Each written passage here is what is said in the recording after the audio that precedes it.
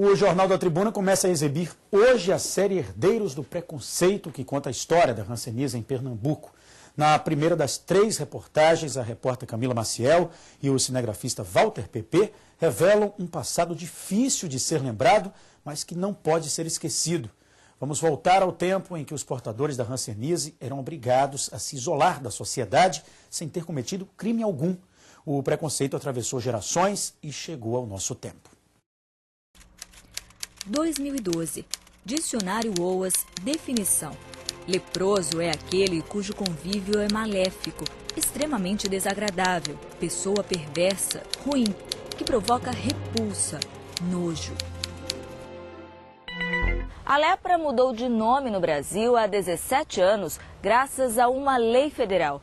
Havia esperança que, ao chamar a doença de hanseníase, a sociedade mudasse também a postura de preconceito e carregada de estigma. Isso não aconteceu. Depois da mudança da nomenclatura, o Dicionário da Língua Portuguesa é uma espécie de documento que preserva com fidelidade a ideia que muita gente ainda tem do leproso ou hanseniano, em pleno século XXI.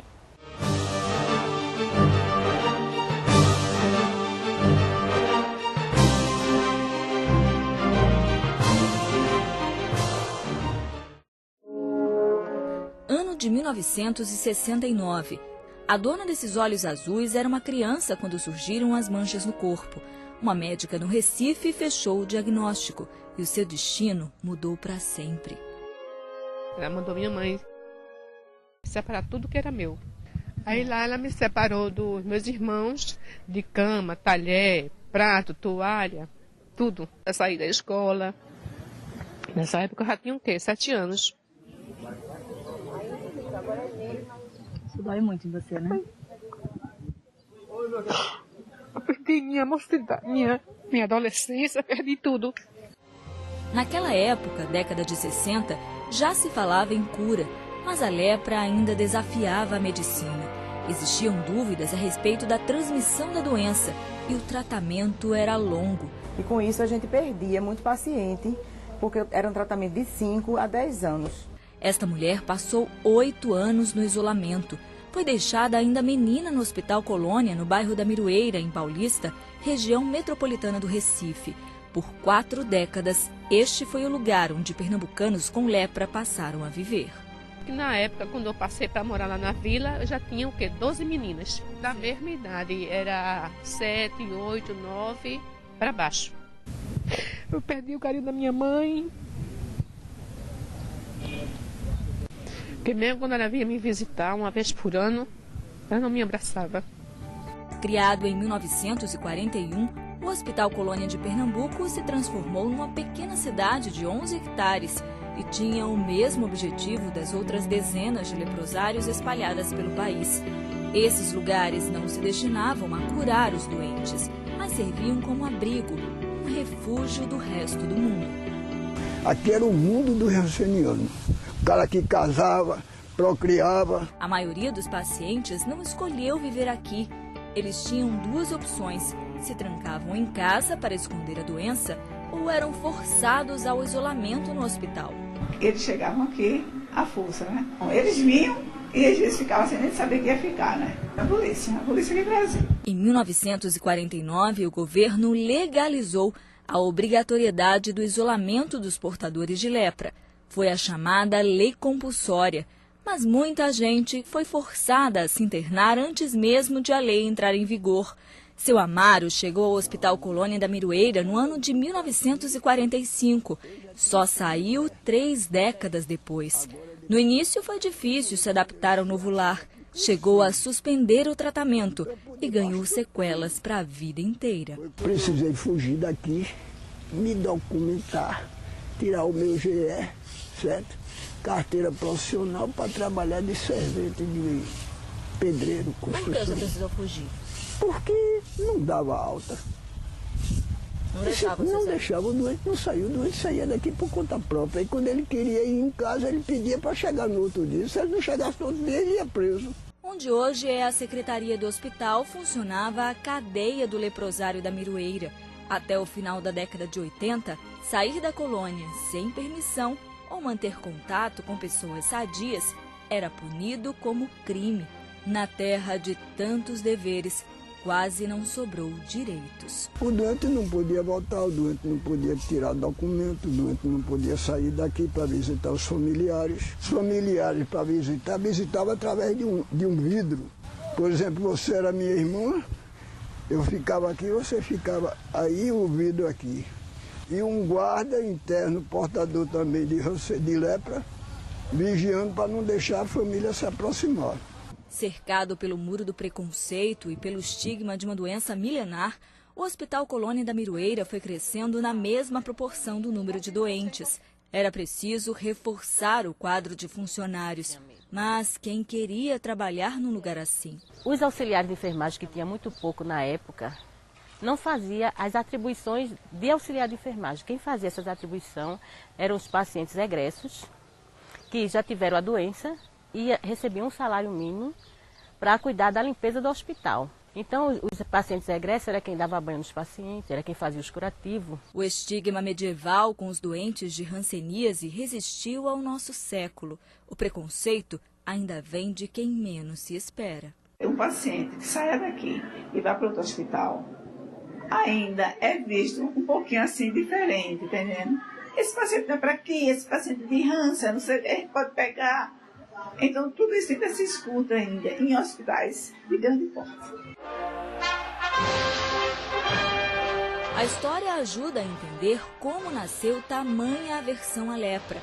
As primeiras referências à doença remontam ao século VI a.C., na Índia. Do Oriente Médio, a moléstia se espalhou em direção ao Ocidente. Na Bíblia está um dos registros mais antigos. Descreve o doente como impuro e narra a cura de 10 leprosos por Jesus. Há 2000 anos, nascia a história de segregação e isolamento.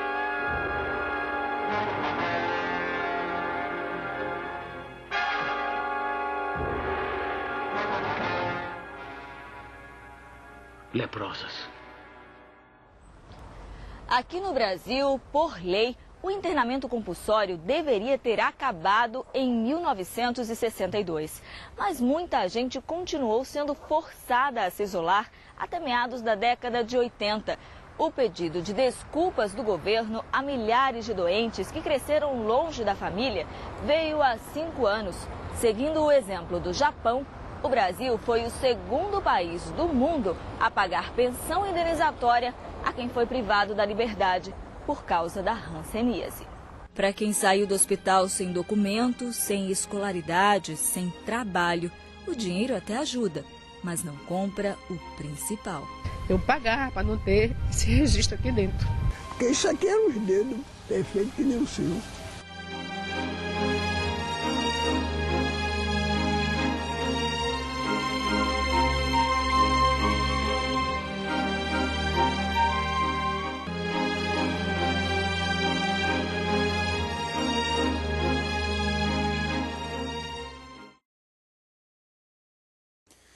Amanhã, na segunda reportagem da série Herdeiros do Preconceito, você vai conhecer um bairro de Paulista que surgiu por conta das famílias de pacientes do Hospital Colônia e que foi povoado por eles e pelos próprios doentes quando começaram a receber alta.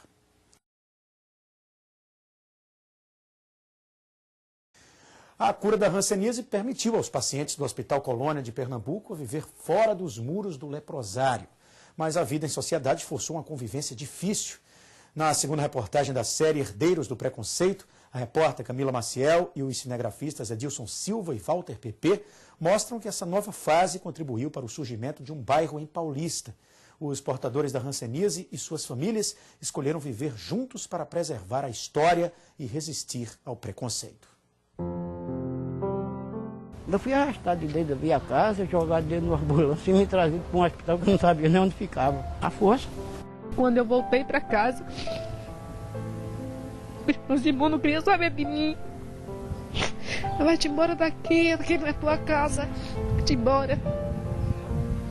Doeu muito. Os relatos são de ex-pacientes do Hospital Colônia da Miroeira, em Paulista, único leprosário de Pernambuco. Os primeiros portadores de hanseníase a ter alta médica e autorização para sair do hospital testemunharam uma revolução no tratamento da doença. Ganharam a liberdade, mas ainda esperam pelo respeito. A ciência aceitou a hanseníase, a sociedade ainda não.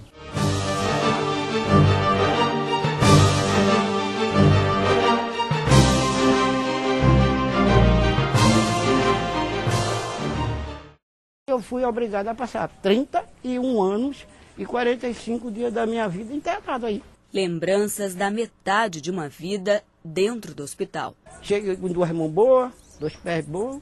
Hoje eu tenho as deficiências, eu peguei aí dentro, devia ser o contrário. Seu Juliano conhece bem a história da hanseníase no Brasil. Sofre na pele as consequências de uma política de saúde que negligenciou a doença durante décadas. Cadê o tratamento? Eu cheguei aí, o tratamento para receber era chá de pitanga, óleo de chamugra. Tomava injeção de óleo, mas o óleo, a gente era mal alimentado e muita gente não aguentava. A instalação de um leprosário aqui no município de Paulista não foi uma escolha aleatória. Em 1941, este lugar reunia as condições perfeitas para a existência de uma colônia onde portadores de hanseníase iriam viver no isolamento. Era longe do centro urbano, o acesso era difícil e transporte público não chegava. Mas foram justamente por causa dessas dificuldades que a família de seu José, de seu João e de Dona Zelma se transformou em vizinho do hospital. Eles foram exceção entre tantas famílias que escolheram a distância. Os novos moradores ajudaram a povoar o bairro da Miroeira. Essas casas não existiam, existia mais mato, assim, pé de árvores, né? Então surgiu praticamente uma cidade, né, ao redor do hospital. A maioria das famílias hoje residentes em torno do hospital tiveram história com a hanseníase e com a colônia. Mas por que escolher ser vizinho de um passado que se pretende esquecer? Porque a gente não tinha outra opção. Quando vieram morar aqui? Mas não tinha para onde ir. A família não queria a gente de volta. O que é que a gente ia fazer? Ou viver do hospital, e quantos eu vi morrer lá, sem a família aparecer, quantos, meu Deus do céu. Ninguém nunca parou para contar, mas também foram muitos os pacientes que construíram suas casas ao redor do hospital. Isso começou quando ficou provado que o tratamento com sulfona interrompia o contágio da doença. A monoterapia era só com dapsona, que é uma sulfona, então começou-se a ver cura. Da descoberta do medicamento na década de 40 até as primeiras altas médicas de pacientes com hanseníase, passaram-se 4 décadas. A cura significou vida além dos muros do hospital. Vinha uma investigação, uma comissão nacional avaliar os pacientes que eram separados pela equipe médica daquele local, daquele hospital, como aptos a ter alta. Dona Valdinete comprou uma casa na Miroeira quando recebeu alta do leprosário. Casou, teve filhos, netos e nunca se mudou para outro bairro. O lugar da gente é onde? É Miroeira, entendeu? É um lugar que a gente se sente seguro, porque quando tem preconceito, na casa embutida tem 2, 3 leprosos. Meu irmão, Joca, minha mãe, meu pai, meu tio que já morreu também lá dentro, e minha filha.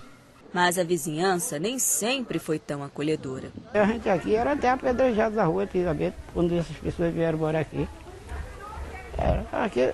Era a época que a gente mais era humilhado aqui, de leproso para lá, leproso para o outro lado, era uma coisa séria. Isso era do menino ao mais idoso. A gente pegava um ônibus aqui para ir para a cidade, a gente era xingado daqui até lá, do motorista ao passageiro. Aí quando chegava em Paulista que passava, aí um gaiato dizia: o motorista, esse ônibus vai para Igaraçu ou vai para Miroeira? Não fomos nós que se acostumamos com ele, nós forçamos ele a se acostumar com a gente. Da dura convivência nasceu um movimento nobre. O Morran atua na reintegração das pessoas atingidas pela hanseníase em todo o Brasil desde 1981.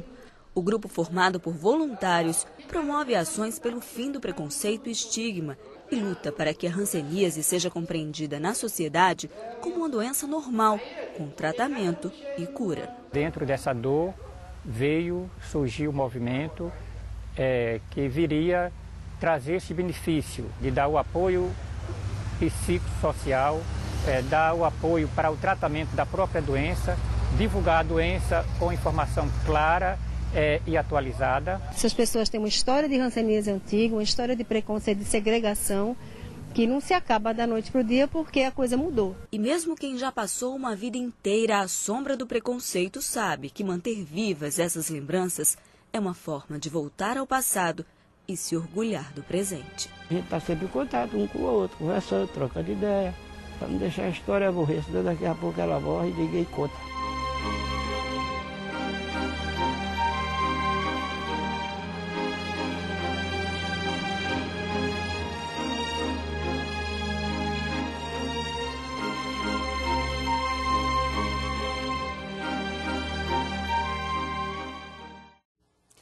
Amanhã, na última reportagem da série, você vai conhecer o sofrimento dos filhos dos portadores de hanseníase que, no passado, também foram obrigados a se isolar em abrigos longe dos pais.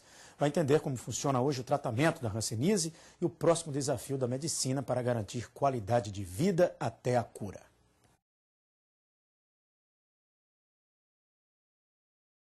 O tratamento avançou, mas ainda precisa oferecer qualidade de vida aos doentes que têm reação aos medicamentos. A segregação não atinge somente quem tem a doença. A repórter Camila Maciel e os cinegrafistas Edilson Silva e Walter Pepe mostram na última reportagem da série Herdeiros do Preconceito a história de pessoas que já nasceram marcadas pelo estigma. Quando saiu da solidão do isolamento, seu Amário encontrou a companheira aos 68 anos. A essa altura da vida, curado da hanseníase, ele já não tinha esperanças de formar uma família.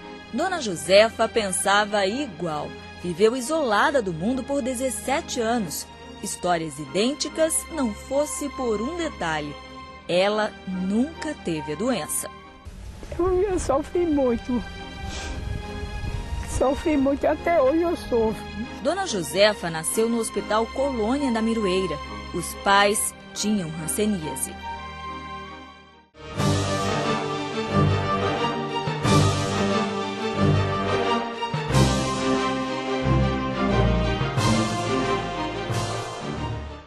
Era para este lugar que as crianças sadias, filhos de pernambucanos portadores da hanseníase, eram trazidas. Muitos bebês chegaram aqui horas depois do nascimento. Separar as crianças dos pais fazia parte da política de controle da doença.